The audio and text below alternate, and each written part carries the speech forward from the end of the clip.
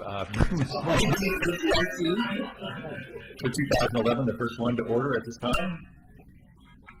My name's Tom Dial. I'm the chair of the Citizens Involvement Council, known as the CIC. I'm Larry Hamlin, vice chair of the CIC. I'm William Gifford, secretary of the CIC. This is our first meeting this evening using this format. Typically, we meet at a round table where we're all seated like this. So we've never used this system. This is new, so the format may need a little adjusting as we learn how to use this to the best. We wanted to explain to those who are watching this for the first time what the CIC, the Citizens Involvement Council, is. So I took this information directly off the city's website, and you can find this information there, and I thought I'd read the narrative of what's available there for those who don't have the opportunity. I've already got somebody playing. As of 2005, there were 12 with boundaries revised as shown on the map that would be above, but it's not. You might want to tell them how to get the city website on which page. www.orcity.org, correct? I don't have it up on my screen here right now. Again, this is all new. Are we looking for that, or okay? Now I understand why the city commissioners look to you and ask those questions. Again, continuing with this, Oregon City established a citizens involvement program in the 1980s. The program has two major components: neighborhood associations and a citizens involvement council, again the CIC. The CIC is the officially recognized citizen advisory committee to meet LCDC statewide planning goal number 1, and as required by goal number 1, is responsible for developing, implementing, and evaluating the citizens involvement program. Goal 1 of the 2004 Oregon City Comprehensive Plan is based on the citizen participation goal in the 1976 land use policies for Oregon City. The 1976 policy seeks to provide, quote, provide an active and systematic process for citizen and public agency involvement in the land use decision making for Oregon City, unquote. Goal 1 of the 2004 plan, described as citizen involvement, details both the neighborhood association and the citizen involvement coordinating committee, the CICC, as the vehicles for ensuring citizen participation. The CIC coordinates and communicates various aspects of citizen participation in the community and advises the City Commission, the Planning Commission, and other planning and advisory bodies. The city manager provides a city liaison. Presentations are regularly made to neighborhood associations by the city, developers, the school district, other units of government, and the business community on plan proposals, ballot measures, and other topics of interest. Neighborhood associations discuss other topics and plan activities on neighborhood programs. Currently, the list of neighborhood associations that we have here listed are Barkley Hills Neighborhood Association, Kadima, Caulfield, Gaffney Lane, Hazel Grove West Wing, Hillendale, McLaughlin, Park Place, Rivercrest, South End Neighborhoods, and Tower Vista. Did I miss any on that list? I don't think so. No. Okay. You can learn more about the neighborhood associations by going to the Oregon City website, as we mentioned earlier. Or it's also available in the Trailview News, the printed copy you get in the mail at your residence. Soon we'll have an email address where if you have questions from home about some of the ongoing information here, you can request it through that email. One of our usual monthly presenters is Nancy Kreschauer, the city engineer. She presents information on city projects that impact neighborhoods, but Nancy's unavailable this evening, but we will, she sent some information to us that we'll present. So with that introduction of who we are and what we're here for, we're going to turn this over to our liaison, which is Chris Taylor, to Do a roll call.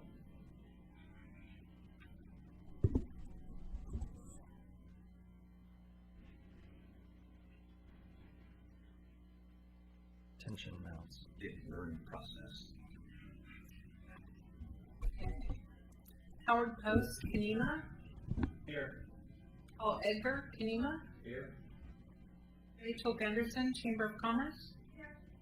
Kathy Hogan, Hazel Grove Westland Farm. Here. Tom O'Brien, Hazel Grove Westland Farm. Here. Ray Gordon, Hellendale. Damon Nady, McLaughlin. Here. Vern Butoff, Rivercrest. Here. Inga Rickenbach, South End. Here. David Rickenbach, South End. Here. And excused this evening is Amanda Lamar from Bartley Hills, Steve Van Haverbeck, Park Place, Linda Orzen, Main Street, and Nancy Crushauer, Public Works. I did. For the record, I will have to leave early, and our alternate Denise McGriff will step in about this time I leave, so.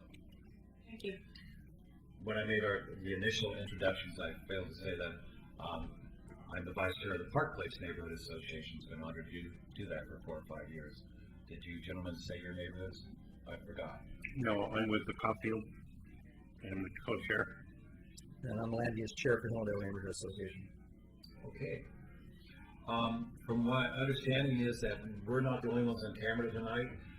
We have someone, correct me if I'm wrong, that the camera is also viewing the audience out there. Good. Good. So you will be televised. Wave, smile. We have a agenda that we follow for each of these meetings, and we typically have guest speakers at this time. Am I correct that we don't have one this evening? Is that right? Is that a guest? Is the individual here a guest speaker, or do we comment later? He has a raised hand. Yes, Kathy. I'm sorry, but I forgot to introduce Mike Larson from Hazel Grove Wrestling Farm, and he's interested in what the processes are and may want to be chairperson In your neighborhood? in our neighborhood, so he should be noted that he's attending. Okay, so not a guest speaker at this point. No, but he is here, and so that he Terrific. get a better understanding of what's going on. This is early in the year. It's our first meeting, January 3rd, so acquiring guest speakers tonight was a little rough. So again, this is being more of an introductory meeting in this style format, room setting. We'll forego having guest speakers. Normally, right after that, we would ask Oregon City Public Works, and that would be Nancy Crushauer. At this time, William, would you like to talk about what Nancy had to say? Nancy Crushauer, city engineer, did send an email to the neighborhood representatives, and the main thrust of it was the issue of removing trees for the right-of-way activity on the 213 Washington realignment, or not realignment project, that whole interchange. The jug handle project, yes, absolutely. And although the participants here have copies of these back on the handout table there, if you didn't get them, you can certainly get them. But of note, I'm looking at the last 3 pages of this PDF file that Ms. Crushauer sent to us, identifying the locations of the trees that will be removed, which ones will be protected, and the mitigation plan. The point that she wanted to make is that the tree cutting is going to begin in the next couple of weeks. And we want to alert our citizens not to be alarmed. You know, we know what's going on. There's a plan here that this is necessary to complete this important piece of work for the city, and there will be mitigation, of course. That is to say, there will be replacement trees to recover this area, but right now they have to be removed so that we can have a right-of-way access to the backside to complete the construction. Can we go through some of these? This first slide is showing the actual intersection, and on this slide, and I'm sorry they weren't all oriented the same direction. This has north to the left, indicated by the little arrow in the upper left corner. But here's the intersection of 213 and Washington Street.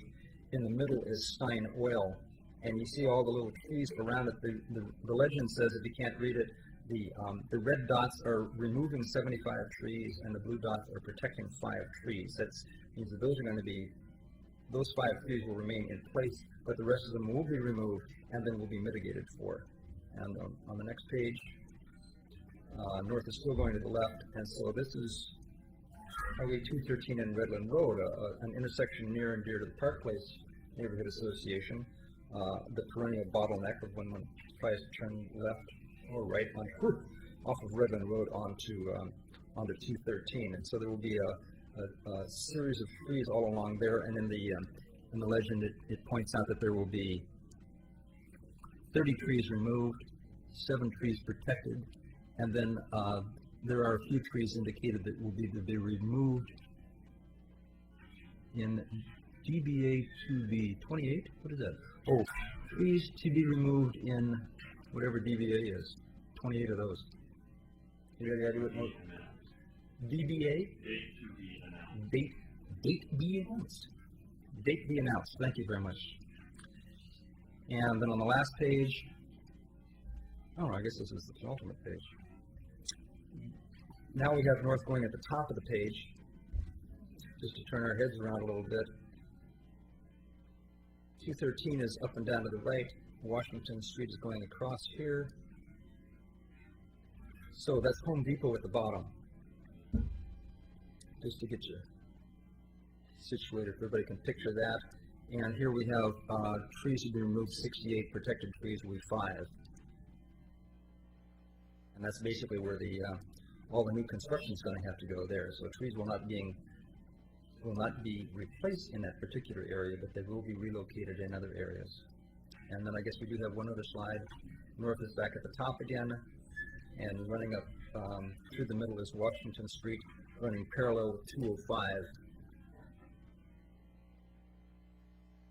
I can't quite picture where this is. That's along 205 there, that's the area where the train tracks go. Bark dust. Train tracks. Clackamas bark dust, that's what we need to know. Okay, there's the bark dust. I see the piles of bark dust. And here we have, in the legend, removing 26 trees and protecting 38 trees. So the protected trees are one on this slide. And she did issue a press release, or a media release, and it answers lots of questions, but I'm sure there's more information of this all on the city's website under Public Works Projects. And I didn't have anything else to report from Nancy particularly, other than this particular. I know that at a future meeting, we'll probably have a lot of questions for Nancy. As I look at the map, that's a lot of trees being removed, and I know it's well planned out. I know, at first I noticed all those alongside Redland Road, the entry down to Redland Road coming off 213. A lot of orange instead of red, so that means they're planning. I didn't know they were planning to widen the roads there yet. Go back up, please. I'll be interested. I think it was slide 2. Right there, I see a lot of orange spots up there going down Redland, and that's gonna. I noticed those little red marks on the trees recently. I didn't think Santa Claus had done that. That's database, or no, that's not database administration. That's date be announced. Date be announced. So it looks like every tree along that whole stretch there is going to come up there is going to be removed, and I'm sure Park Place will have some questions to Nancy as to the need for removing all those, and that's they're really going to widen that section of Redland Road there. So. Yes. Yes, I noticed when I was doing a bypass to catch the 205, on the right-hand side, that they had, some trees had blue on them. Yes, those are the protected trees. And then the other thing is this all on the website so the public can go and review it themselves if they would like to? I don't know. Well, that's Nancy. Nancy, are these slides that are going out there from Nancy, are they available on the internet, on the city's website at this time? I don't know. I would imagine so. Is it a planning item? It might be. If It's a public works project. it can be put up, but I don't know. It's We not had part of- questions and stuff. I think that it would be under public works projects, and they usually have a lot of information on this. It most likely is. Damon maybe has it. Yeah, Nancy's been very concerned about making sure people know about this, so they actually have a jug handle project button. Specific. So you don't have to go searching through all the different projects. You click jug handle, and everything about it, all the press releases for the last year up to the latest, That's right. are there. And I doubt that she would be releasing this to us if it wasn't already up on the website, or within 48 hours going to be on the website. Do you remember the dates? I don't have it with me, and it's not on this, of the open house again for the Jug Handle project? Does anyone- Pardon? There were 2 open houses. They were two, I thought there was. No, they have not, The excuse third one me, is still to be done. yeah, they, I didn't bring it with me. Neither did I. Something came in the mail Yeah, stating, just looking it up. yeah, I know the West Lynn one is the night of the ECS championship, so I know. No way. and I thought there was one coming up at the Pioneer Center. Yeah, I thought there was one at the That's Pioneers. the 6th, I think. Yes.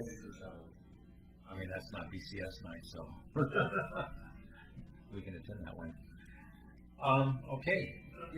Yes, Paul. Sure. The biggest issue with all of this tree removal is really in the amount of canopy that is being lost and the amount of carbon sequestering capabilities that that canopy really brings to all of us as public health kind of statement.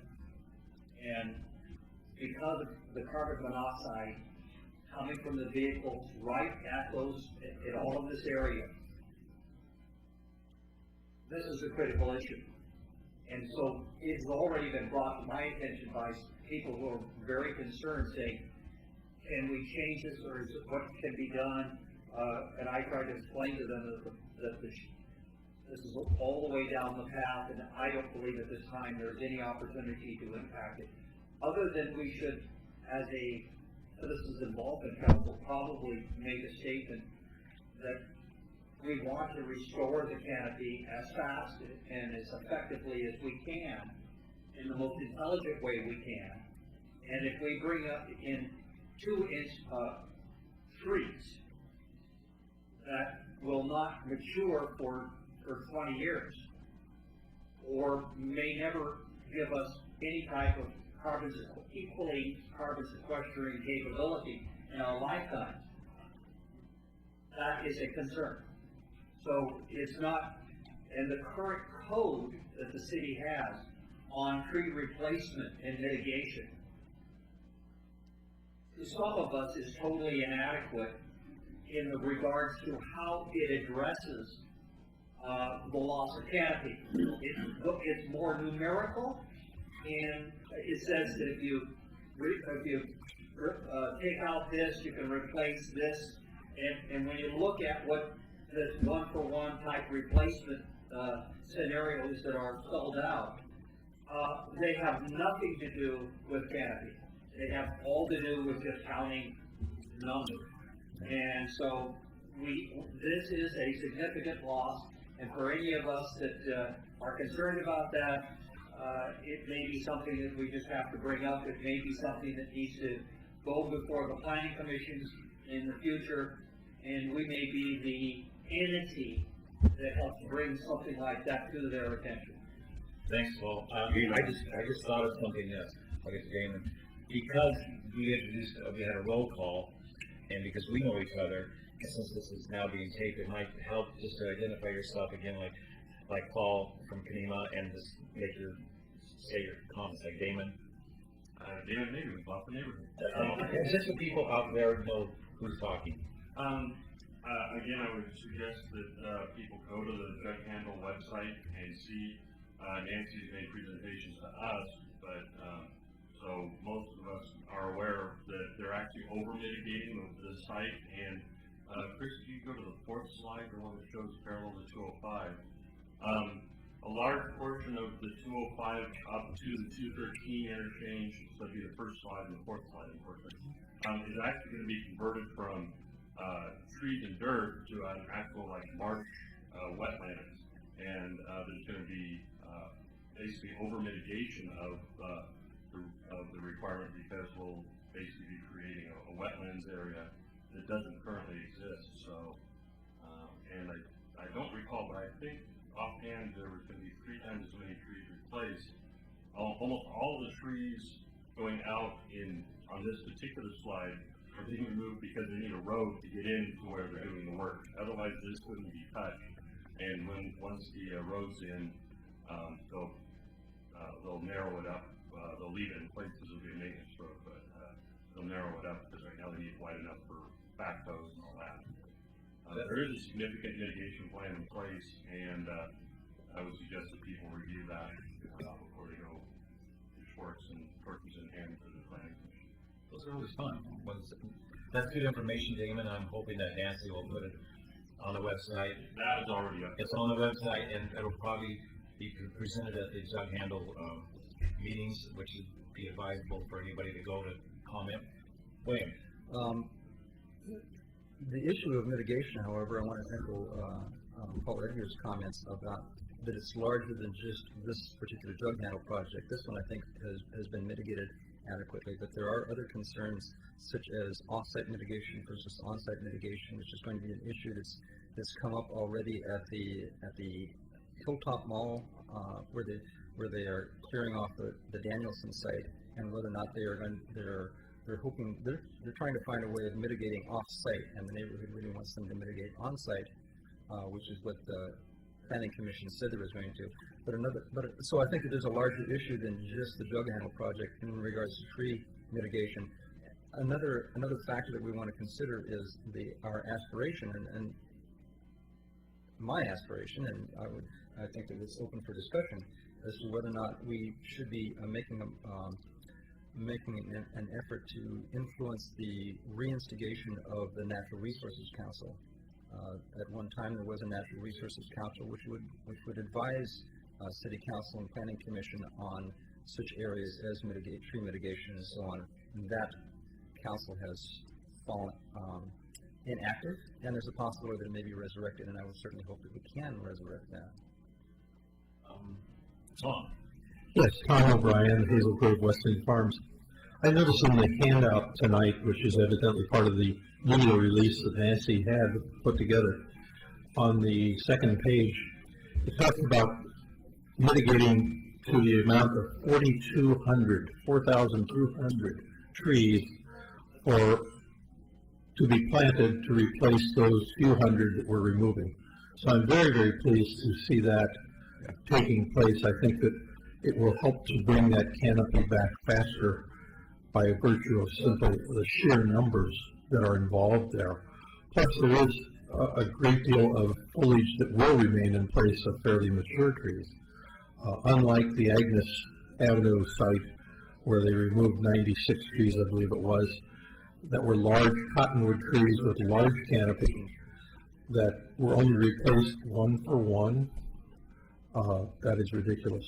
We should not be allowing that to happen anymore. And with all things in mind, the things that I'm hearing, one difference that I'm making from last year to this year is I like to see a few more subcommittees and people to look into this.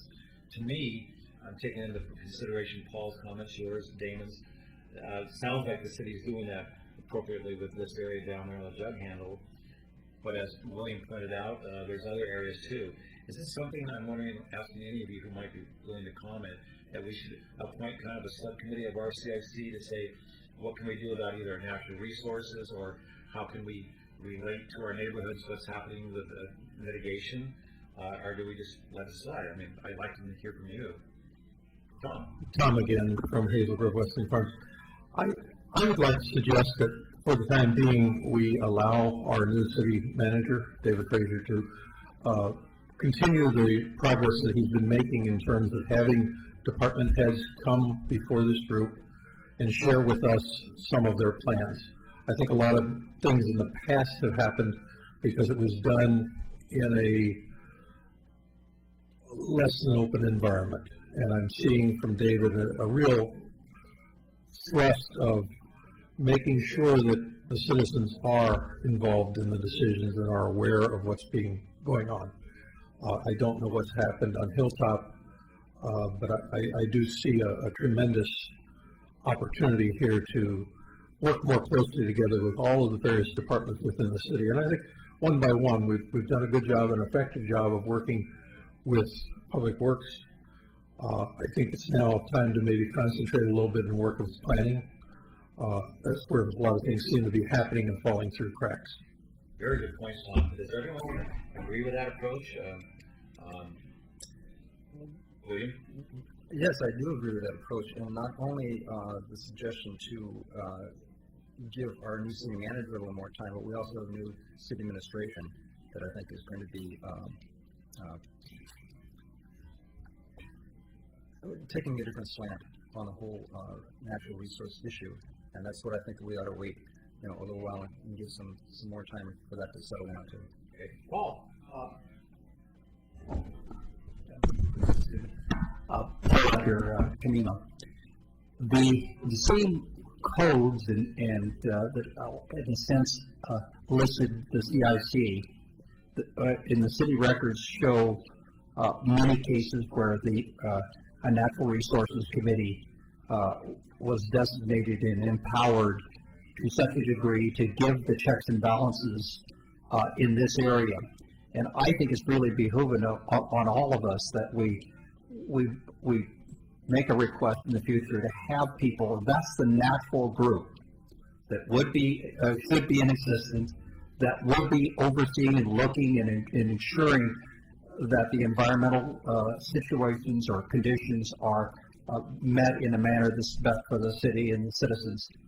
So I just think that we should be pushing or maybe making a request for the reinstatement of the Natural Resources Committee at the earliest possible time.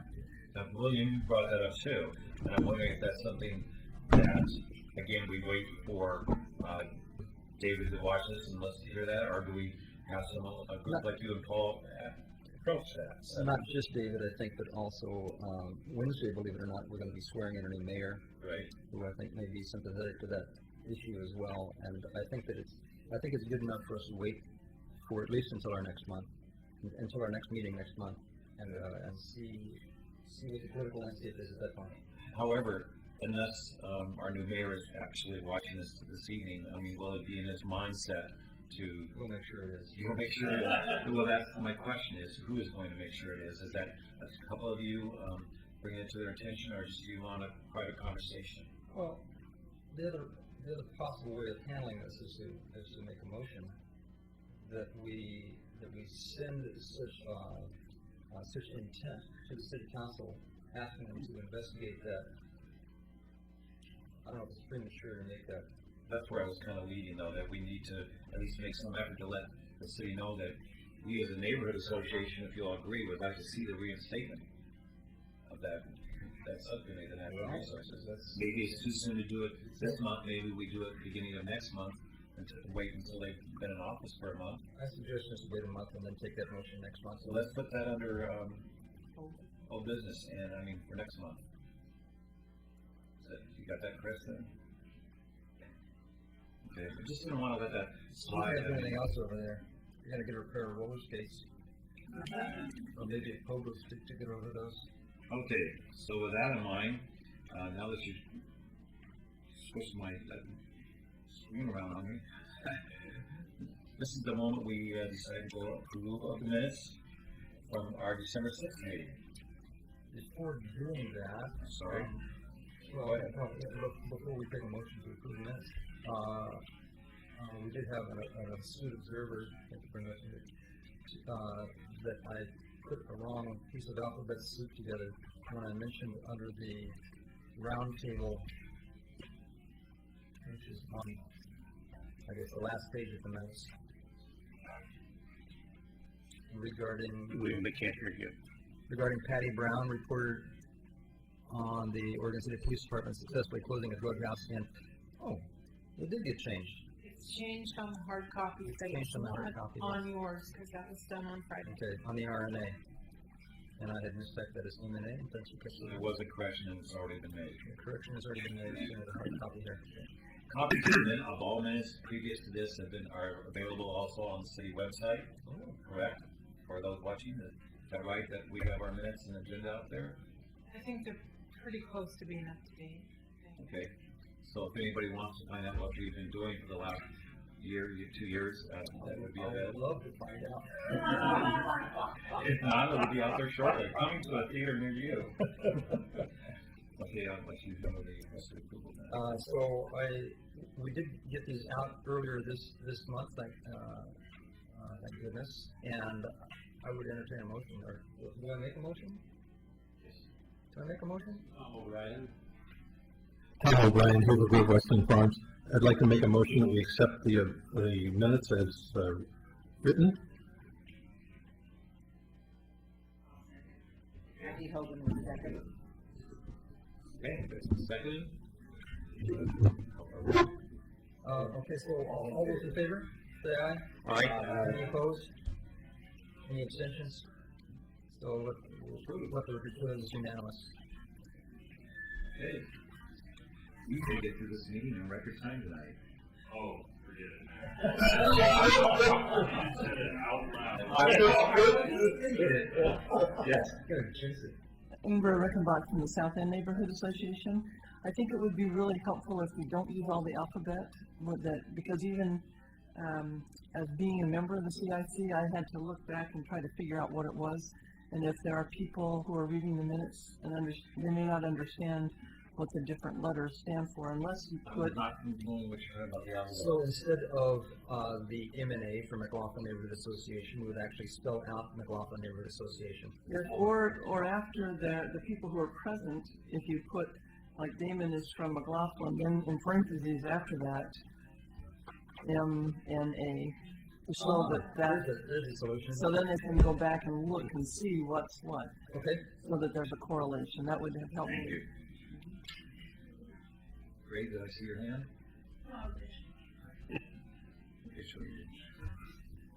Okay, so that's been moved, second, and passed. So the minutes have been approved, and thank you for the suggestion. We'll take that on for the next minutes. Okay. Under old business, business cards for neighborhood chairs and CIT chairs. Chris Taylor. I will be emailing out another listing tomorrow, so people, chairs that would like to have business cards, they can fill out that information and get it back to me. And the purpose of having business cards is The neighborhood associations, just for those watching.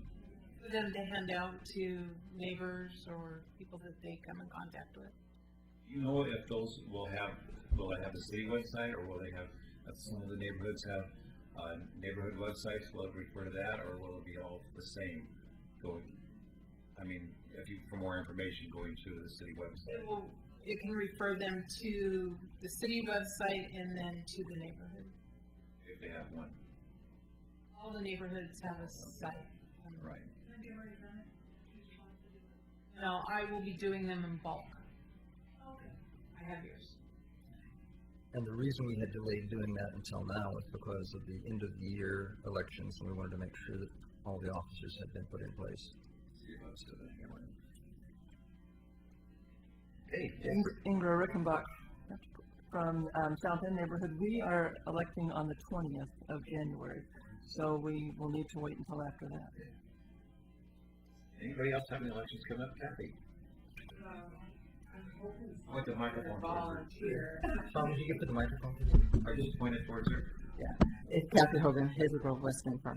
I'm hoping that we have a new volunteer, so it would be he would have the card rather than me, because I'm just co-chair. So I You just, retire after 30 years? no, I'd be co-chair. I don't want to be co-chair and co-chair. So, yeah, I'm not. I only need one chair. Okay. So kind of wait maybe till after January's meeting. Moving right along then. The next subject under old business is Willamette Falls Media Center. I'm not sure where we want to go. As both William and I, we've had a discussion earlier, have some thoughts about it, how to use the Willamette Falls Media Center.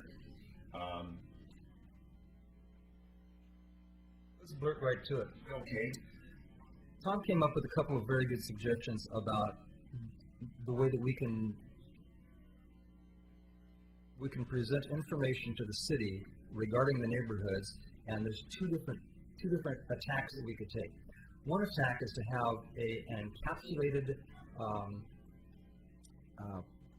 program that would sort of be a general introduction to the neighborhoods, and I think it was Tom's idea to come up with perhaps interviewing the neighborhood chairs, give them 3 minutes, have them videoed at some significant place in their neighborhood to identify the neighborhood, and talk perhaps about how their neighborhood was formed or who their officers are and why they were named in such a fashion, and just have as a general introduction about their neighborhood. Put these all together into a 1.5-hour spot, and then have Willamette Falls Media Center produce this on a schedule, sort of rotating through for the citizens to watch. So then go off on that. If we go off on that, please, a little more. Great. I know that William will tell you about one of the concepts he has, maybe more of a monthly magazine or quarterly. My thought was, at 2 or 3 in the morning when I'm having trouble sleeping and I turn on the local cable access, I know I'm watching it scroll who the neighborhood association chairs are, etc. But I thought, well, there's never anything that really tells them and identifies with some people what neighborhood they're in. And I thought, what if, even with my video camera, I went out and we did a 3-minute video, let's say in South End, and you're standing near either your sign. Park Place, we have a sign that says, "Welcome to Park Place, the end of the Oregon Trail." And I thought Nancy Walls is standing by that, explaining what's the significance of Park Place neighborhood. How did it get its name? And our meetings are scheduled. For more information, see the website. And I thought, wouldn't it be interesting to take each neighborhood in a park, as William said, or some setting that they could identify, oh, that's right in my neighborhood, for those who really have no idea. Because we can stand all we want at the farmer's market and still never retell the neighborhoods. But maybe they'll be flipping the channels, they'll see us and say, oh, I know that neighborhood, or I know that individual, that's my neighborhood. And add information at the end of how they can be more involved. Again, this would be something that wouldn't be topical every other month, but it's just a generic one that can run year-round in a half-hour time slot when they're looking for things to fill or to even give the neighborhoods more information. I thought, William and I talked about this, as if that's of interest to you, what I would do is, as at the next meeting, suggest to you to come up with some kind of a 3-minute spiel that you could do, who it would be, and let's plan it out. And maybe William and I or somebody else would like to be a part of that subcommittee on what I call public relations and marketing. And so I'm asking tonight, would some of you like to help put that kind of a tape together? And so let's take some names down. And so under a committee like that, I see Tom O'Brien and Paul. It doesn't take a lot of people because there's still another project to do, but Tom and Paul for that. Anybody else want to be a part of that? You're all going to be involved. It's just let's discuss what's the best way to approach it. Because I can just see, like, hi, we're from the McLaughlin neighborhood. And this was named after John McLaughlin. Hi, we're, as I said, making it simple. Okay, so it's Tom, O'Brien, Paul, myself. Now let's go into also the other. The other tack that we can take is certainly going to take a little bit more work, but it would certainly also flesh out a lot more information to the neighbors.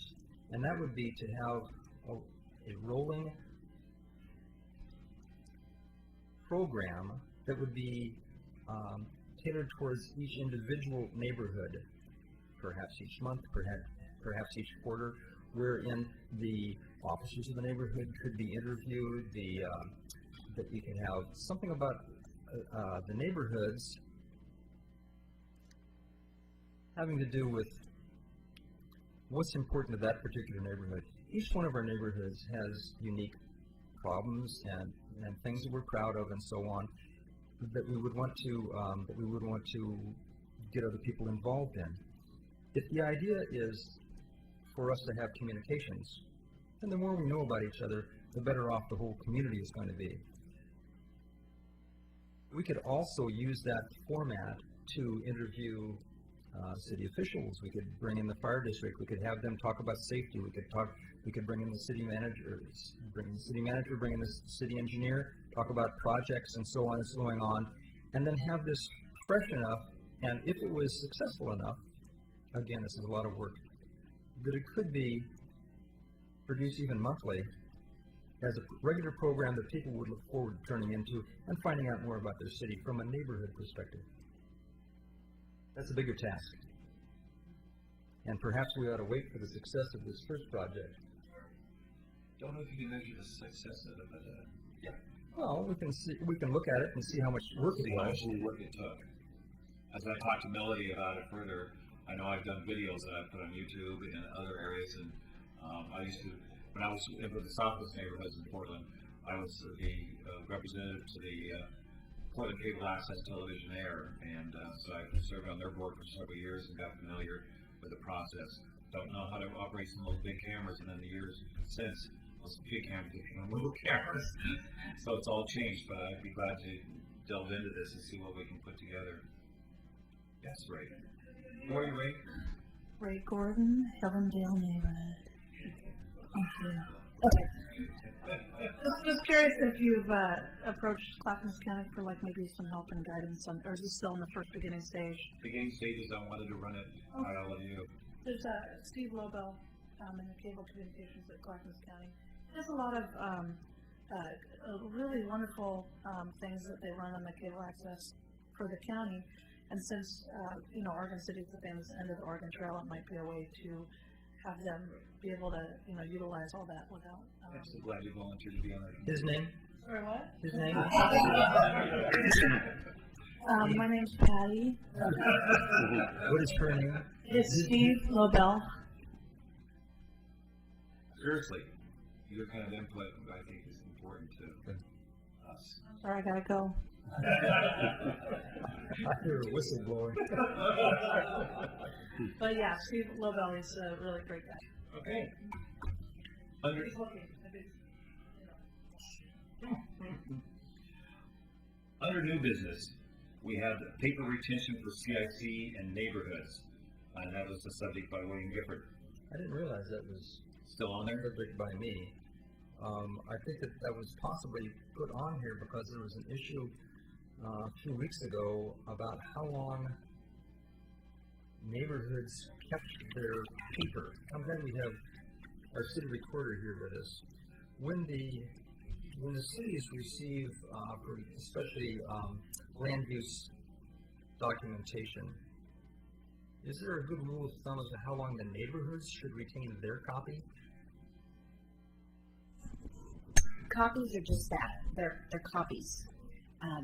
Originals are kept by the city. So if it's a land use item, it's kept most likely on a permanent basis. Generally, that's the retention for land use documents. All other copies are just that, copies. Now, if you have something that is included on your neighborhood agenda, then that's a different subject. So are you talking about something that's on your agenda, or what exactly? One of the reasons that precipitated this was a land use issue in the McLaughlin Association recently, where apparently the packet that was sent to the land use chair in McLaughlin did not contain certain documents that were available in the original packet, and there was quite a bit of dispute as to whether or not those copies existed or not. And there was a backup copy that was sent to the CIC, but that copy was not retained. Sent to the CIC, how was it? Did just like somebody just mailed it to you? I get these packets all the time. And Uh-huh. he told me, Damon, when he stepped down as chair, or William did tell me that my garage is now filing cabinet for all this mail I get. Mine was my basement. There is some wisdom from this over. If it's with the agenda, the neighborhood association agenda, and you're following the state laws for public records, then that agenda packet needs to be kept, and I believe it's on a permanent basis, but I can double check on that for the neighborhood association. You're talking about neighborhood meetings, but these are the ones I brought up tonight, type 2 land use applications. I get these from the city. Oh. Yeah, right. That was the issue that came up. When William called me the evening of that meeting here at the city council, they needed to know if I got that information in the packet I got, and I said, I don't know, because I planted a tree with it, I recycled it, and he said, you should always maintain these for 5 years or something like that. Well, something like that. I would have to look at the retention schedule to see what the retention is on that. Okay. Kathy Hogan, Hazel Grove Wrestling Farm. I kept all the land use actions documents that were sent to Hazel Grove Wrestling Farm, because some of them we did action on. We either appealed or we had issues, And once you get rid of those and the project is done, you can't go back if you can't find the files. Not only that is, if the city has cleaned out the trailer and gotten rid of it and has not got it on, then you are not going to be able to go back and say, this was said, these trees should be planted, you got the money. So if you don't have it, then you're out of luck to prove that, these are the things that happen. I keep my minutes, I keep a book for the neighborhood association, and I have a book for CIC from the time I started in 1989 or 90. That's 18. No. I have even all the studies, about 3 of the studies, the first city of Oregon City, the stuff that's on the shelf that they don't follow through with. I just keep it because I can't go back through it, can't refer to it. If somebody says, what happens? We'll see you on Oprah sometime as a order. Go ahead. But it is, and it's like you take minutes, because if you don't take the minutes correctly, when you go to appeal, Ed Sullivan will say, oh, I'm sure Kathy Hogan followed all the rules. That she went to the neighborhood association, there was a motion, it was seconded, it was voted on, and I have the minutes proving it. So if you don't have these things, and you don't retain them, you don't have a leg to stand. Becky's a good point. I do want to point out that now we have a much more professional, highly qualified, award-winning superstar of the city recorder. That in previous years, when you began with the CIC and all the neighborhood work, those files were not kept as accurately. I think, and keeping the older ones, yeah, absolutely. I like a hard copy of stuff. I've got file cabinets full of papers. Believe me, I love to keep that stuff. The danger is not quite as severe as it used to be under Matthew's. Find that Sherry from the Hazel Listening Farm started with Mary Coleman. I have 2 of the books and some of the land use documents at CIC office and the fire station. And which is another option that some of the neighborhoods might not be taking advantage of, is storing things in the neighborhood office. But I have one thing. Nobody that goes there should be taking your documents and try to throw them out like they did with ours. Yeah. It's not making. I know that.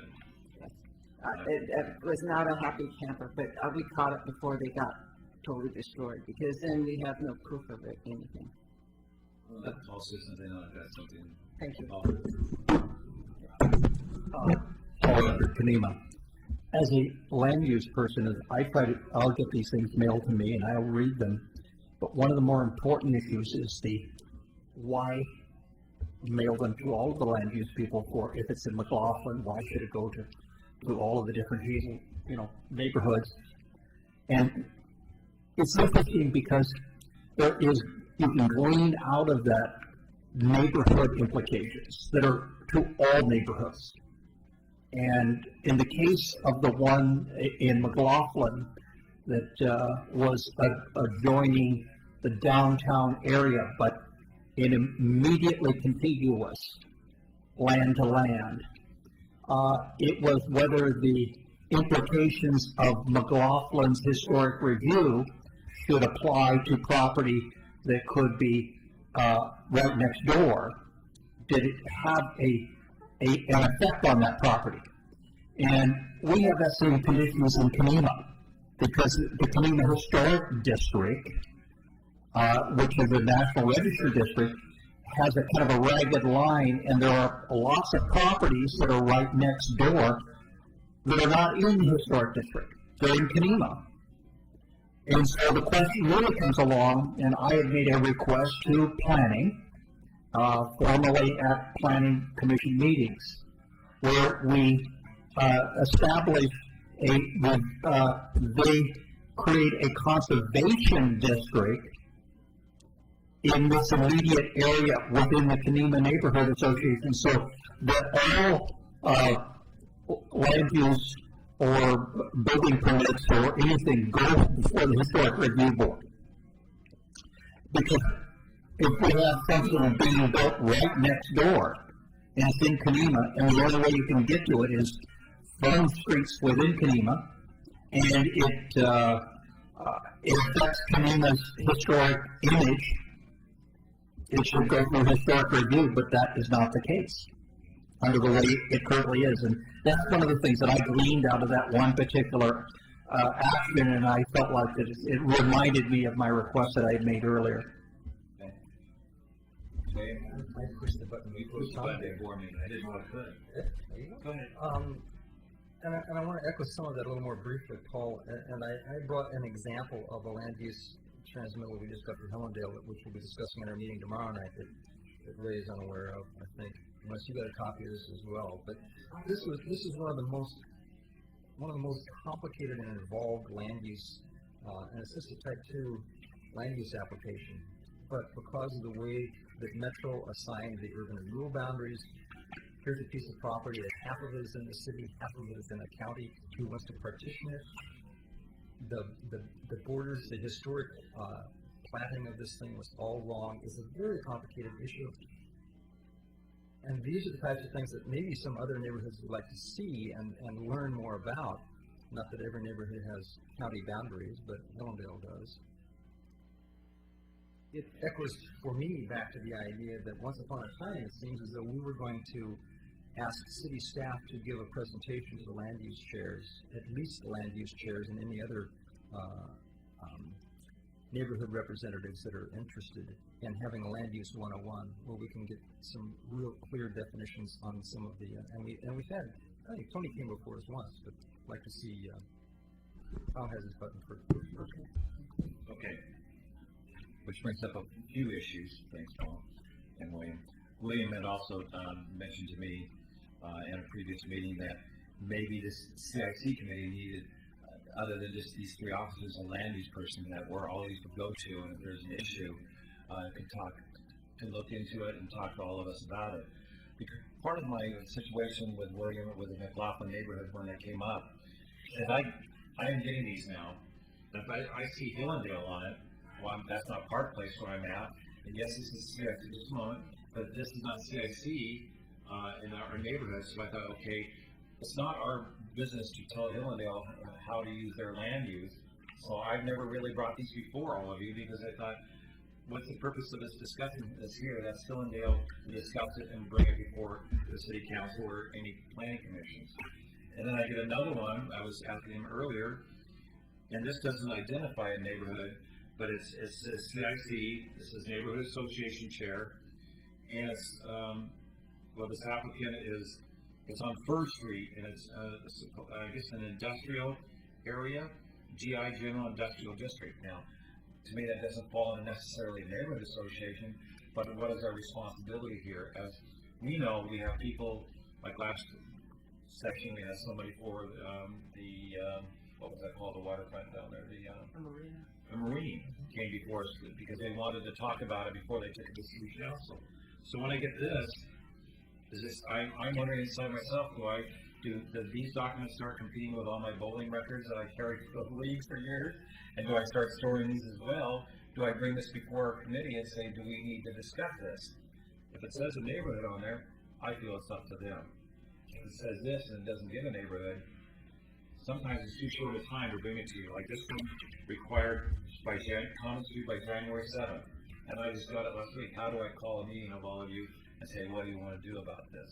So I'm asking tonight, what do I do about all this kind of stuff? And maybe William or somebody out here, Damon, who's more experienced at this tonight.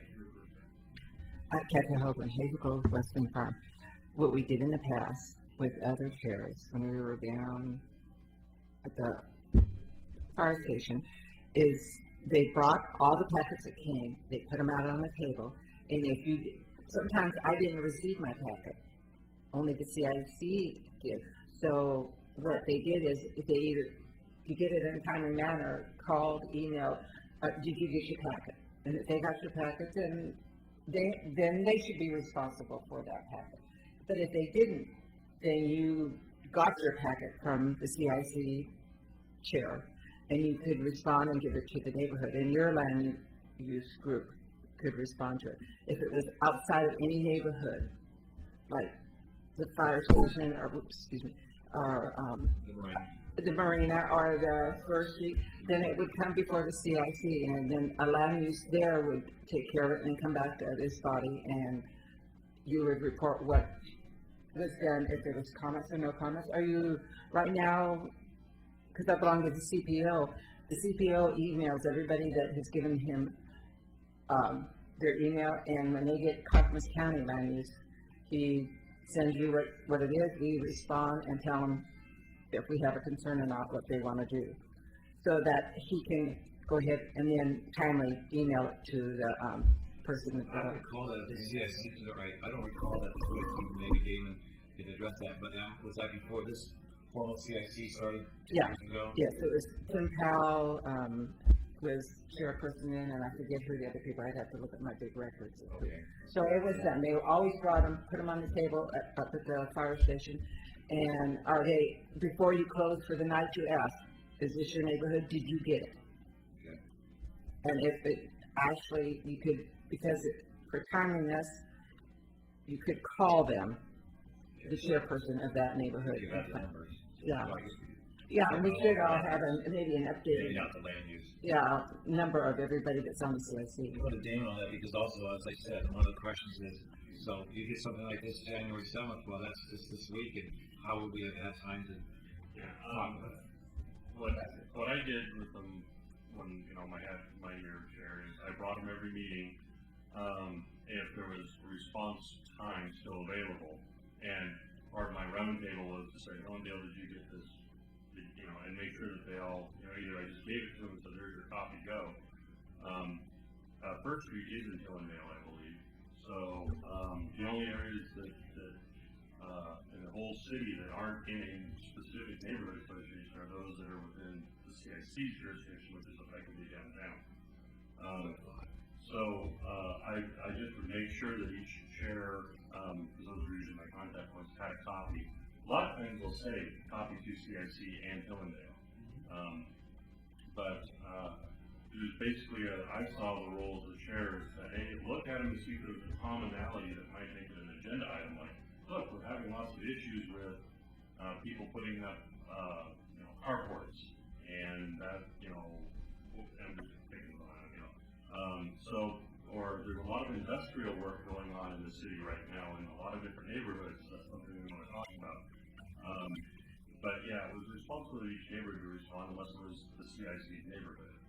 And I think I did 2 responses, and most of them were between meetings, so it was a quick email out to the executive committee. And with that, I need to go. Denise should be coming back in the door about the time I leave. Before you leave, I've got a question for you. What you were discussing, I was just writing down a note to myself. So you brought these to the meeting, and I know because I was your vice chair, and you brought it up. And then I hear, like, recently about the McLaughlin, that we should have held a copy. Well, if we bring it up and say these are yours for your neighborhood, then I'm not holding a copy. Well, you're absolved. I'm absolved at that point. If we I did not, unless it was the CIC's neighborhood. I saw no reason for me to keep a copy. It was my job to ensure that a copy got to the neighborhood. And whether that was because they already had one or whether they needed my copy, I did give somebody one. It turned out that the next day they got their copy. But other than that, there really wasn't an issue. The city's been very good, especially the last couple of years with just anything over copying things. But better too much than not enough. Although the M&A issue was. It's great to get the top half of the forms, but where's the bottom half? Which makes me wonder on these, like on this one, it notifies that this is the Hillendale neighborhood. When I saw this, and it said business use, general industrial, and it's a building. I pulled up the map and found out what neighborhood it was and contacted those people. And I thought, well, why didn't it notify or say here of which neighborhood? And if it's business, don't normally some of the businesses, even if they are in neighborhoods, like I've seen some throughout this last year, asked to come before us, or were told to come before the CIC to explain that it's because this could have impact on other people, and this looks like a building, if I read it correctly, and I thought that seems to have more impact than just a small neighborhood. It's probably going to be something bigger. And shouldn't they have come before us, before? That's why I reviewed each one to see if there was a global comment or global issue. But, other than that, I tried to leave it at the neighborhoods and then ask them, is there something, you know, have you seen this? If you have, is there something you'd like CIC to act upon? You know, because it crosses neighborhoods or whatever. And we actually had quite a discussion in one of our meetings about that. And basically came down to, you know, the neighborhoods are gonna take care of themselves, just make sure we got our copies, and which we usually help them last year. Actually, that's the pictures, it looks like a building to me. And it seems to me that, why didn't the city ask them? Industrial area up there. Why didn't the city ask them like they have the Marine and other people to come before the The CIC? CIC. Okay, but this isn't. That is, you just got an informational copy that probably also went to Hillendale. Maybe right, you're really close to Hillendale Caulfield, so it could have been to either location. Sometimes they'll send them to both. I'd have gone to Gaffney Lane. Oh, Gaffney Lane, not Caulfield. Yeah. Yeah, that's why I pull up my map and I look. I haven't seen that particular one. So, Okay. Tom is next. Tom. Yes, Tom O'Brien, Hazelbrook. My comment was going to be pretty much what Damon has said, is that because of the time requirement or sometimes the expediency issue, I think it would be helpful when those come to you, if you figure out by looking at the map what neighborhood association appropriately would be responsible, and notify them or get in touch with the chair for that neighborhood just to check if they've gotten it, and if not, forward it on to them somehow. Right. Okay, I think we've beaten that one to death. Oh, sorry, Ray. Ray Gordon, Hillendale. So, am I missing something? But at my work, we have this great scanner, and you just put the things in and then there you go, and it makes an automatic PDF.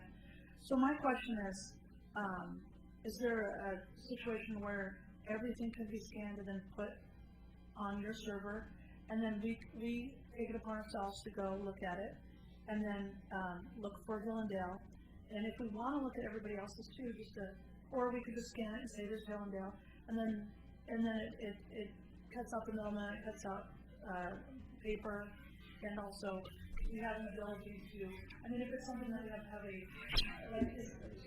that's something that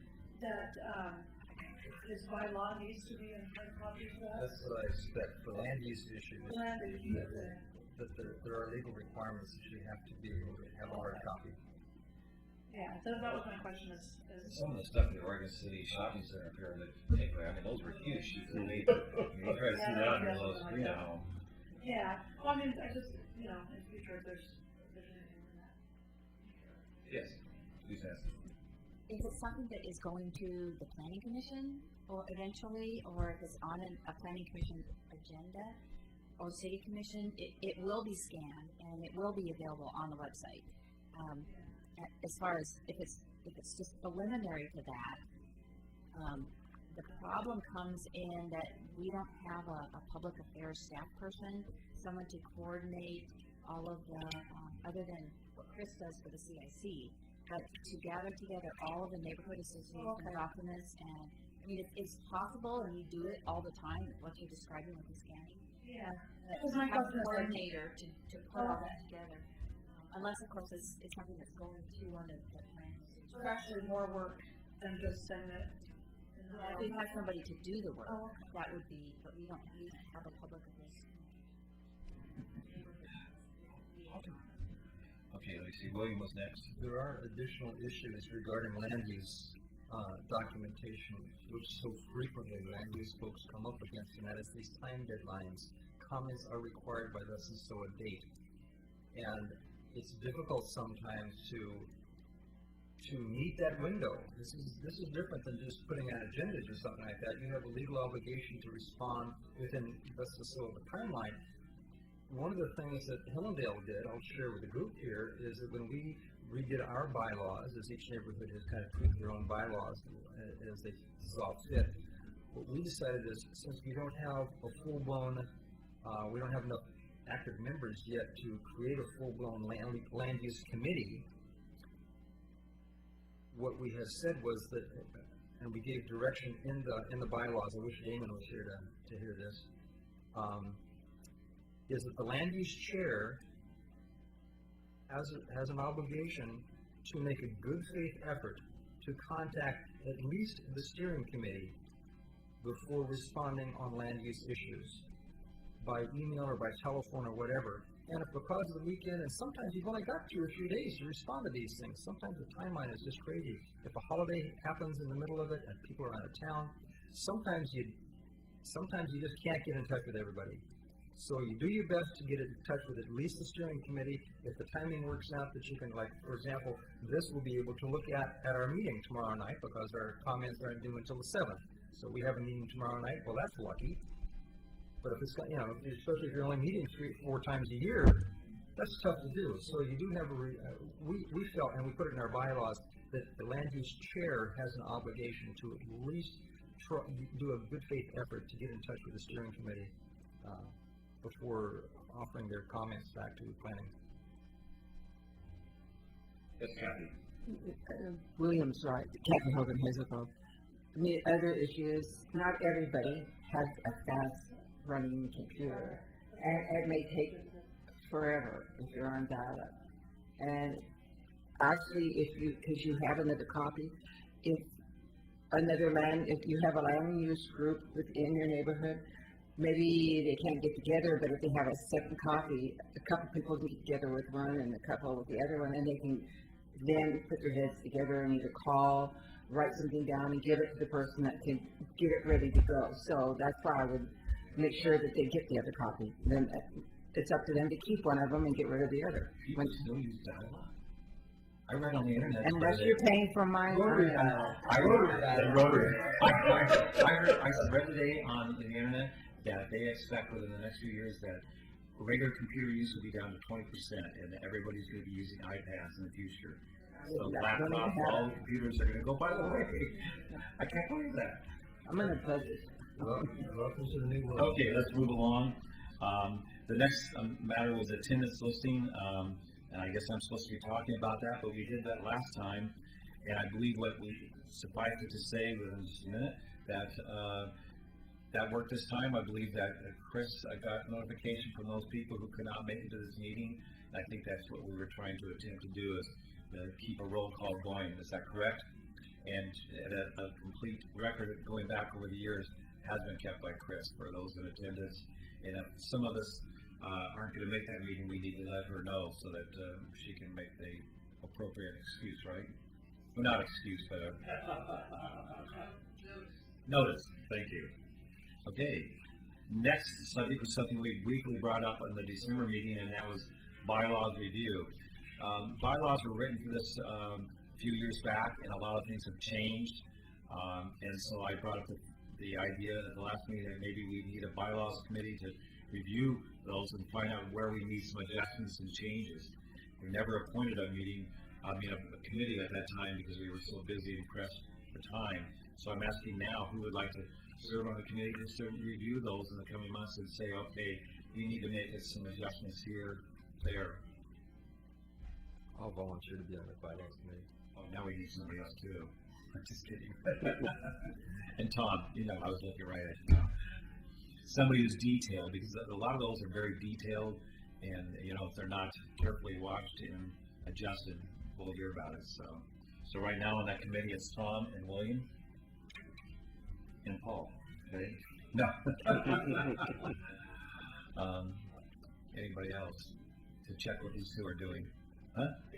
Damon was on the process of joining, so, and Damon. He skipped out. That's right. I think he's supposed to leave your side. Damon, when you're watching this later,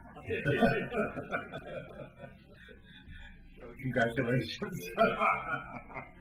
Okay, moving right along. If I can learn how to screen. Hey, guess what? We're down to round table.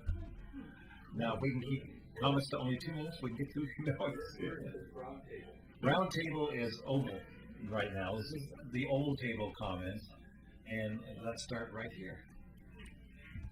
This is, by the way, for those watching, this is the period in which time period in which everyone makes comments, tells what's happening in their neighborhoods, and any other necessary information.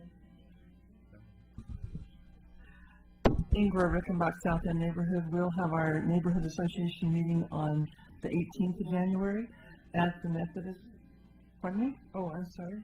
That's right, it's on the 20th of January. And it's going to be at the Methodist Church on South End Road in conjunction with the Hazel Grove Westling Farm Neighborhood Association. And so we don't have any new information since the last meeting. Thank you. I'm Howard from Keneva. What we got all going on there is we got a big grant for the park, and we're working with the city, and we're doing pretty well. They're a little reluctant, but we're getting about everything we want. And so it's going pretty well, and it's going to go to planning and HRV in the next couple months. And I hope to do something in June. Sorry. You don't have to pass that over to him. He's got one. Start the summertime. Between the two of you, though, I was also hoping you might be able to inform us all what's going on with the slide that took place. No, that's all about that. Fortunately, we have in our neighborhood the Chief Information Officer of the Oregon Department of Geology. Can you move that mic back just a little bit?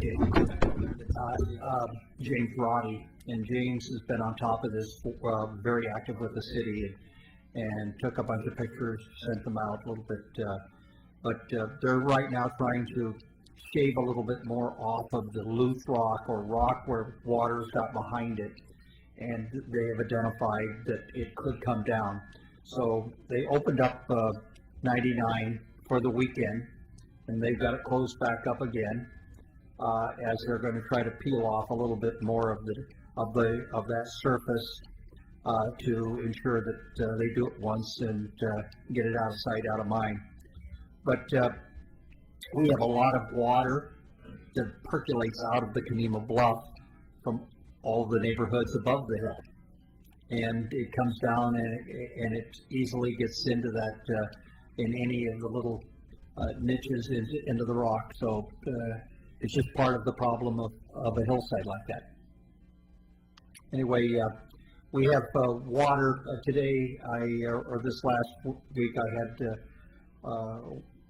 Commissioner-elect Kathy Roth down into Old Kenema Park, and we were showing around what it is and what's there, and she walked out onto the fence and looked out of the falls, and it's kind of like, oh my God, this is one of the most beautiful views of the whole Willamette River Falls that's available to anyone, and really didn't know that it existed in this park. And then when you go through the history of it, it becomes quite interesting, because it is the oldest park west of the Mississippi, and once was the key park of the Oregon Territory. So it really goes back a long, long way. But when we were there, all of a sudden as we walk out, water's percolating out of the road, coming down over 3rd Avenue, and it's all covered with ice, and we had to very carefully walk through that without falling and breaking our heinies on it. And so today I made a notation to John Lewis that in reality that we should create a permanent catch basin there, because the water flows year in and year out. Just during the wintertime when there's freezes is it really very dangerous. But from our vantage point within the neighborhoods, we're in a position where we can interact directly with people, and this is one of the advantages we have trying to better our neighborhoods. So, and keeping the city informed. Thank you. Well, you do realize that you can take the time off your lawn watering system now at this time of year. Start flooding the streets. Tom O'Brien, Hazel Grove Westling Farms. Just to add a little bit to what Ava said about the meeting coming up on Thursday, the 20th of January. It begins at 7 o'clock. It is at the Methodist Church on South End Road, and it's a joint meeting. There's several interesting things that are on the agenda for this month. And I'm going to turn it over to Kathy Hogan, who's our chair currently, co-chair, excuse me. And she has some detail on some of the guests that are coming to talk and so forth. So we would invite everyone in the neighborhoods, those two neighborhoods, to attend and join us. I guess you're going to have to speak back a little ways from that. I speak soft anyway because I'm not mad right now. Yeah, we joined Kathy over in Hazelville Western Farm. I started my newsletter, and hopefully I've got one little more spot to put something in, and I will be sending it out. We have 2 guest speakers. ECT from Beaver Creek Telephone Company, and they are such a wonderful company. I've got like 3 things, and one with him coming. He's coming to speak with community, giving back to the community, and he would like to do this with more of the other neighborhoods. Come to speak 5 minutes, and he's willing to help. Like they help fill a stocking. We've been there 2 years, and we have had our workshop with his company, and it's wonderful. They don't charge us, and we had 500 more stockings to give out this year, and they have, let us work there really well. So he's coming to speak on giving back to the community, because they have done Charity Fair Parade and other things. And then we have John Lewis coming, talking, John called him, and he's coming to talk about the Arch Bridge and the closure. And then we're going to talk about sidewalk and safety with the streets in the neighborhood and around the schools. And then Norm Stewart will be taking over as chairperson for the South End neighborhood.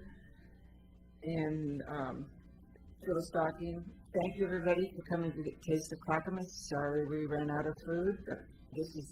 We had the year before, only 130 people came. This year, 230 people came. And it was wonderful, but when you figure we had 500 more people to make a stocking for to give to, that was time consuming. In fact, the 16th I got sick and was never seen again for about a week. But my last thing, I talked to Chris about this, and I wanted to bring it up because it has to do with the bluff. When the traffic gets detoured, it goes past my county home. And I would like, somehow, when they do a news announcement for South End and Central Point Road, to tell people to remember as you travel through that neighborhood, maybe it's a 45 zone, fine. But remember, people want to cross the street to go to and take a walk. They want to get in their own driveways, slow down, and if you see somebody trying to turn or cross the street, remember to, we wouldn't want this to happen in your neighborhood. It is a neighborhood, even if our houses are farther apart. Sounds like a public service announcement for when the city or whoever detours everyone. Yeah. Say that to the news. Yeah, they might just tell the news that, hey, you know what, this is a neighborhood. There's once they pass my house and another house, they're in the city, but there's still, 5 cars. And nobody slowed. And the only person that slowed down let my husband across the street so we could go for a walk with somebody with a handicap. Sorry, I thought the speed limit was 70 when I went through there. So, it would be nice if they would bring that up when they announce it on that. Remember, it's a neighborhood. All right, great. Gordon. Hillendale. Guys, just let you know, tomorrow is the Hillendale Neighborhood Association meeting. We're also going to have Mr. Orr, so we'll warm them up for you. Don't just pretend on us and then do the good thing. Yeah. And then also we'll have a little drawing. So when anybody comes, there's going to be a gift card. So anybody comes, we'll have a drawing for them to help get people to come in and to help, with after Christmas shopping. Also, I've been approached by Paul, who does the Sternwheeler Rose. I work in the county tourism department, so I get a chance to really get a good head start on all the great things to do and see in Clackamas County. And he has figured out that there's a possibility to maybe be kind of like a water taxi for when the bridge, the Arch Bridge, for the people out there that don't know, the Arch Bridge is going to be closed for almost 2 years. I don't know if you know. So it's going to be, and it's not McDonald's Arch that's being closed. So on the 15th, they're actually having to walk the Arch Bridge. It's a little event that's going on, which actually is a great event with a lot of good things to do. But so Paul wanted to be here tonight, but he couldn't. But he wanted to bring that up to you for maybe possible your support or your ideas for what he can do. I gave him some ideas to possibly play for tourism, and I also said that if he could approach ODOT about partnering. I know that ODOT already has something in the works about doing some kind of shuttle, which is free. But with Paul's idea, I mean, you would have to have some kind of payment to make it worth his while. But I think it's also a great opportunity for people to commute in a totally different way. I know the Canby Ferry is pretty popular for commuters. So if there's a way to also help Paul keep his stern wheel here and being profitable, I think it's a great. Can they take cars across or just people? I think you could tow cars across if they float. If they float, that's really good. I think the Jetsons has. So if you're George Jetson, then he could pull you along. So I just wanted to put that out there. I got some things here for you guys to maybe look at and then think about maybe helpful ideas for him to make that maybe a possibility. And then also real quick, I know I'm almost out of time, in the McLaughlin neighborhood at the Pioneer Center, doing a benefit that's going to help the 1190KX Kids Fund, which is a thing that reporter Paul Lindman and his wife Vicki put together. So on the 16th, so I also have some things there. Would love to share with you and you guys to come. It's $20 per ticket, but includes food and a silent auction and a chance to rib Paul Lindman about the whale blow up in the 70s.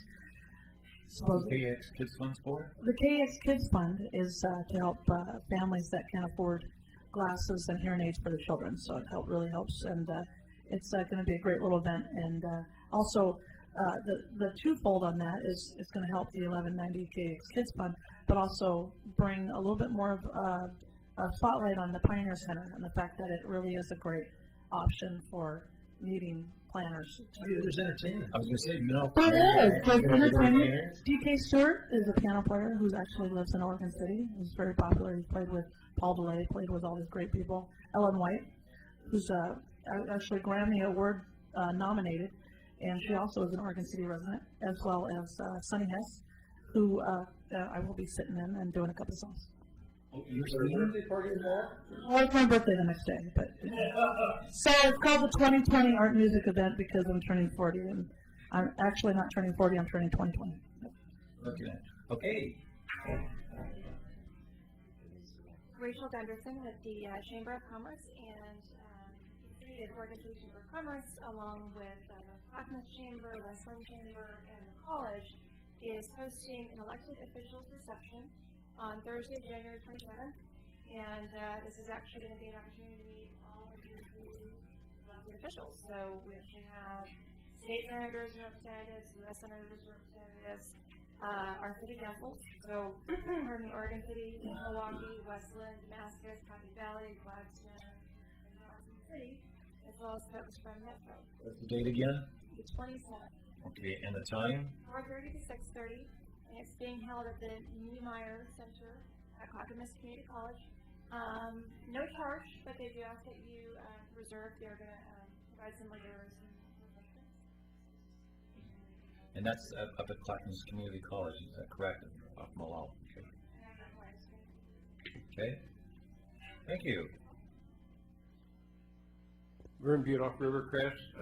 With the church permission, I've got some inserts that we hope to get in the city water bill in February.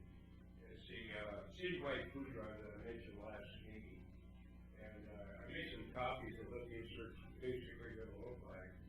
And just as a reminder, pass them out. And it's not until March, Chairman, but I thought we'd start early and try to get everybody's attention on it so they participate in it. I think that's all I have. I do notice that we have several neighborhood association meetings coming up, so they can everybody information on their sharing membership. Appreciate it. Perfect. Thank you, Vern. Chris?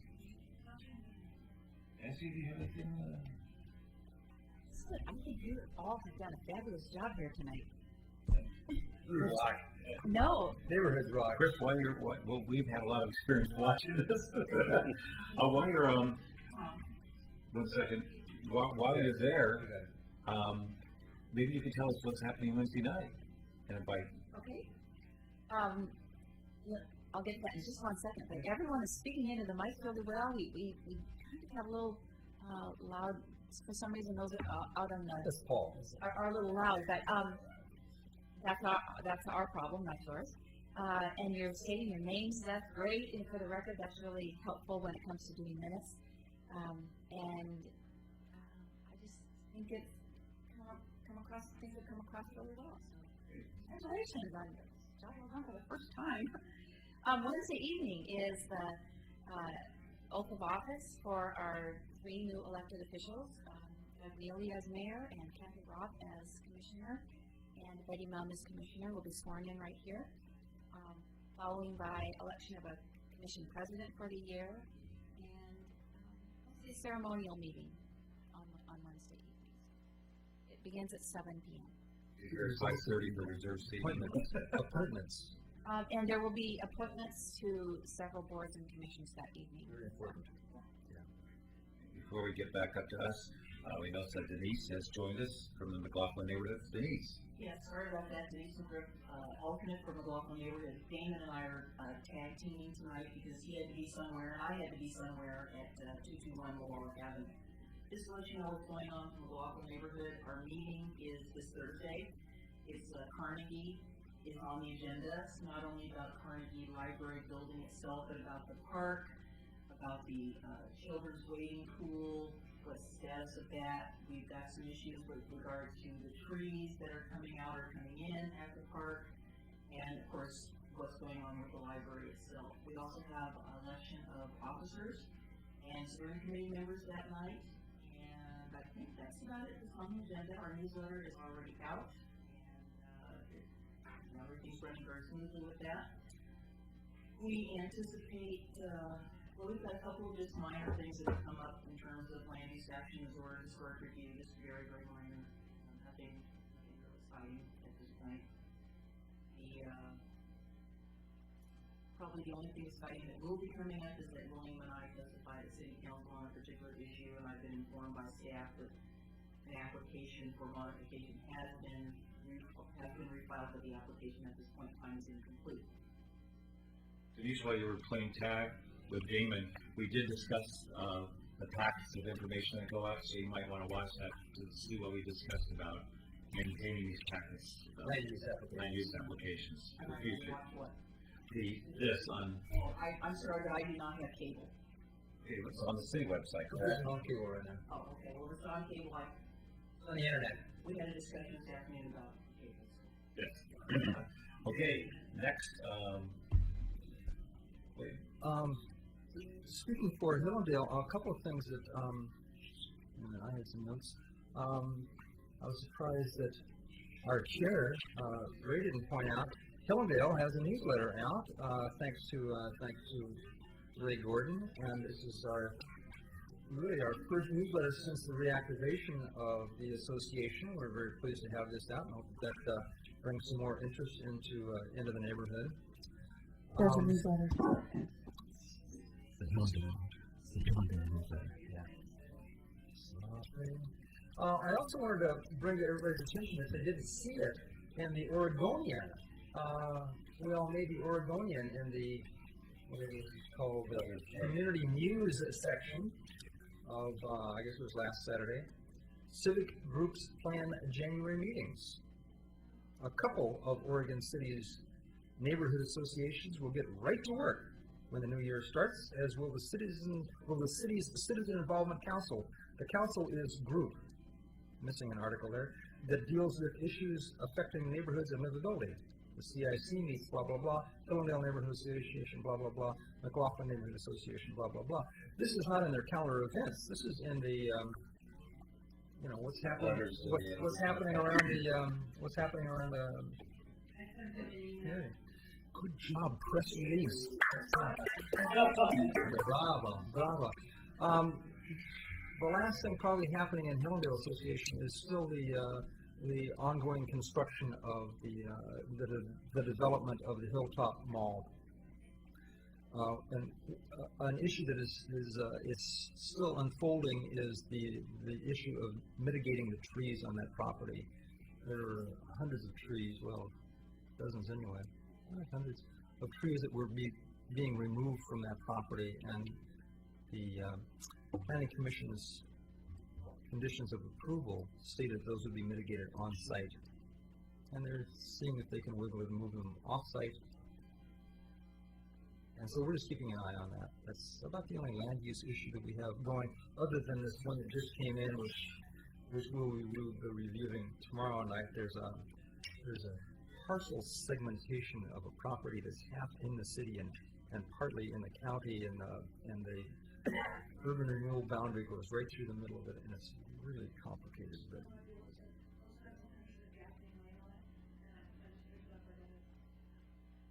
do you have that with you? I'd like to see that. Okay, and that's all I can think of for Hillendale right now. Excuse me, are you shooting at urban renewal boundary or you mean the zoning boundary? No, the urban growth boundary. Urban growth, okay, you said urban renewal boundary. Yeah, urban growth boundary. Urban One of growth, those. UGB. Yeah, so I was trying not to use the initials. The UGB would have been confusing to me. Larry. Caulfield, our detention pond is complete and working fine, and the soccer field for the high school. Oak Grove? Is that the one? No, it's one at high school Glen road, Oak. Glen Oak. Glen Oak. Yeah. Okay. And the blackberry bushes have been cut back from the soccer field at high school, and Sequoia Development has cleared all the rubbish and grass out of their site. Wow. So we're happy with that, and I wanted to thank Nancy for that. Mitigation. Yeah, it's true. A hardcore mitigation. Last but not least, it was mentioned a few moments ago about the Walk the Arch Bridge. For most people, if they're not watching this tonight, they're going to hear about it past the 15th. It's going to be too late. But this is really an interesting event, and it's being put on by both West Lynn and Oregon City.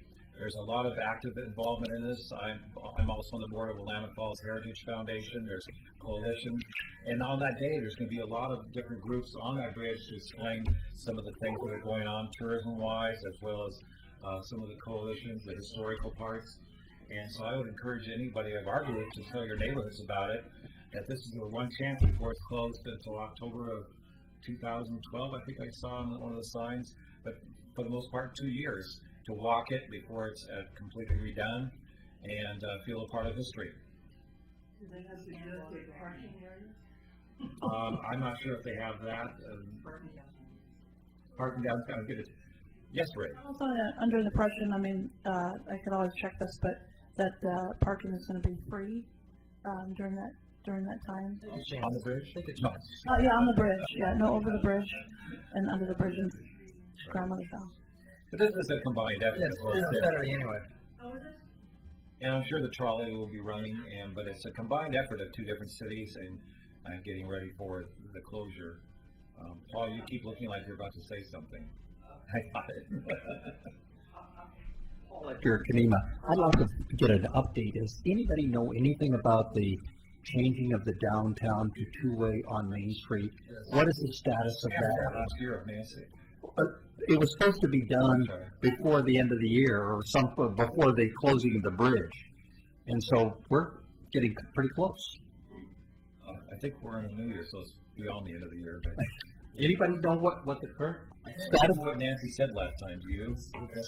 I'm trying to remember that reversion to a two-way street was not going to happen until after they closed the bridge. So once they close the bridge, then they begin the two-way street concurrent with the intersection at 10th and Main, which is going to be the raised elevation for the increase in pedestrian and bicycle safety and so on. So that's all going to happen after they close the bridge. Regarding Park Place neighborhood, right now I know we're scheduling our future steering committee, and then the next meeting, I believe, the general meeting is planned in February, so that will be available on the website. Before we close tonight's meeting, as I started and opened up this meeting, I said that this is a different format for our tables, for our way we conduct our meetings, and I just kind of generally wanted to hear from some of you. Before that, we had this picture that people would be sitting in their chairs there, but we kind of made this oval where we wanted to still feel like we're in a central area. Do you feel comfortable with this? Do you have any other suggestions? Your thoughts would be appreciated. Tom? I think that this arrangement works out fairly well for the numbers of people we had this evening. I would suggest, though, that we consider also that we have these wings out here, because there are often times where we'll have another 8 to 10 members of the CIC present for a meeting, and rather than having them sit back where they're not part of the action, I'd like to see them there. Secondly, I think that for the help of the viewing audience in identifying who's speaking in the event that they have hearing issues, which I do, it may be helpful for all of us to have our old name tags or something that we can put in front of us. That way, if we're on video, they can actually see the name of the individual and relate it to the image of the individual. And in a sense, I might also be able to, rather than going like this to Chris, to signal her that like we used to do, turning them on their side, that you'd like to speak. How about that, Chris? Could we bring those name tags back, or? I'll have to make you Can we choose the colors for our neighborhood? No, just kidding. Yes, Ray. Helen Dale. I was just, one thought, I don't know, because you know, there's not enough space for everybody. I don't know if this will bring up now, but if there was the two tables like that more, so that we feel like if anybody came, that they'd feel a part of it, like, rather than our back is to them, so that if it's like more that way, like face, like that. Like the normal city council meetings. Oh, is that how it is Normally it's like this and they're out there, but they feel they have to come up here to speak. We want to make sure you all felt. Logistically, just that it comes out like this. And that way, there's like an opening, and we feel like people that come visit or, you know. The standard layout for a city commission would work fine. Okay. And just have everyone sit at those tables and fill in up here. Since Chris is going to make new signs anyway, the most visible colors would be black print on yellow background.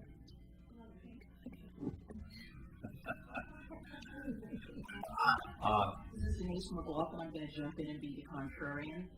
I don't think that this arrangement in this room really promotes citizen involvement.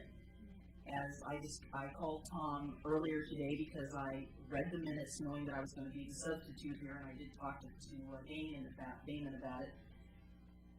The room isn't set up to do what you need to do here, and in order for it to appear to be an organization of neighborhood associations, as I like to call it, the throne doesn't work, in my opinion.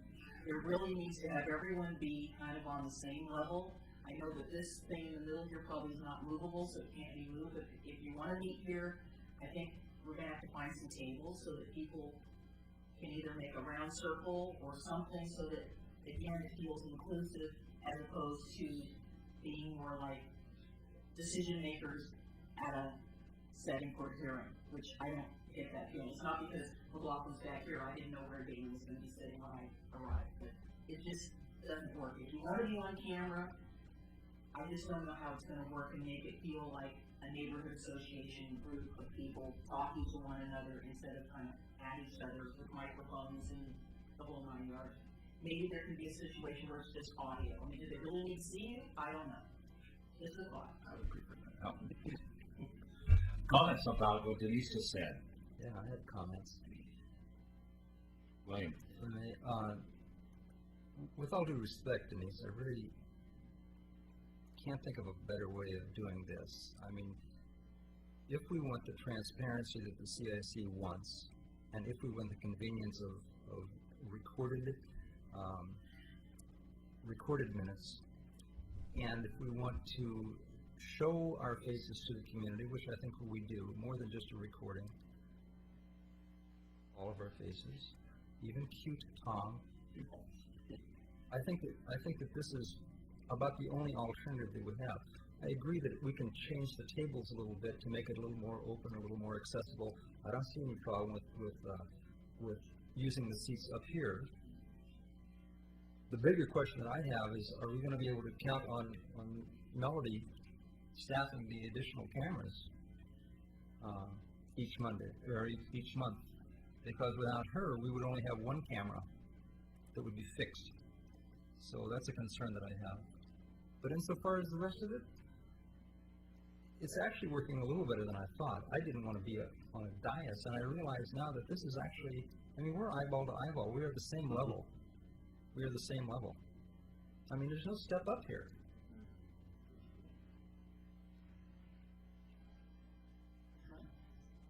Yes, Nancy. We're not able to actually put tables in the middle and everyone sit around because of the microphone situation. It would take us an hour or a couple hours just to set everything up, as well as we'd have cords, and it's just not set up that way for this room.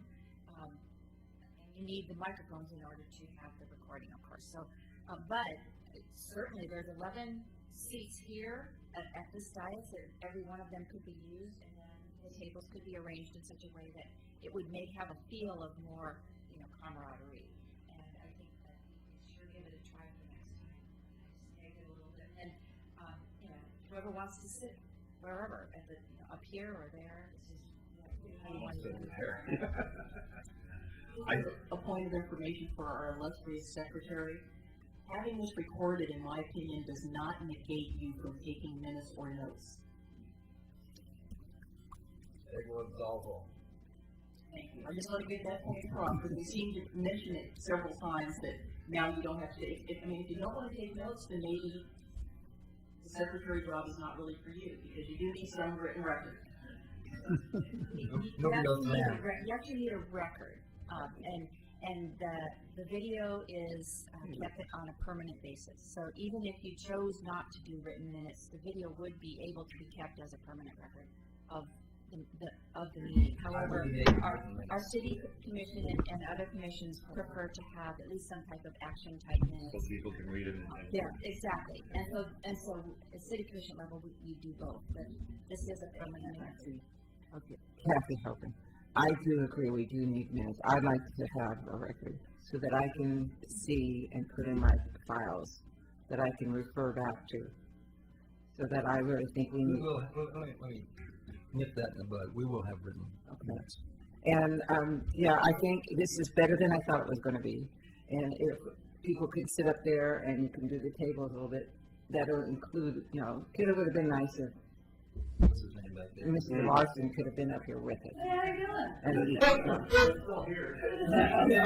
But it would have been nice if he could have felt like a part of it. We haven't heard any story yet. No, as some of us are up there, then he could be at the table here with other people. It would be much more appropriate. If I'm at the table up here, though, I'm tempted to say something.